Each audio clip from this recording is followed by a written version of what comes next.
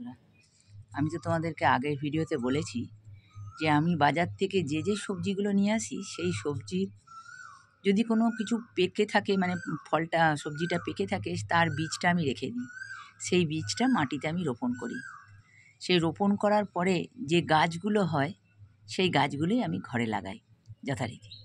দেখো, এখানে আমি রোপণ করেছি, এর থেকেই ছোট ছোট লঙ্কা গাছ এক একটা করে লাগিয়েছি, যার ফলে কত বড় বড় হয়ে উঠেছে। দেখো, আরও দেখাই, দেখো সব ছোট ছোট গাছগুলোকে লাগিয়েছি। দেখো,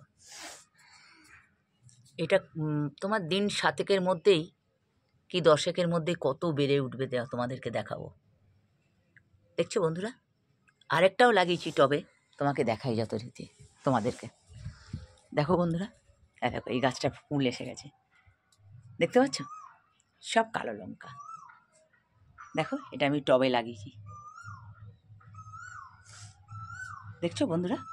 এই দেখো, এগুলো সব গাছে বাজার থেকে যে লঙ্কাগুলো নিয়ে আসি সেই লঙ্কার চারা।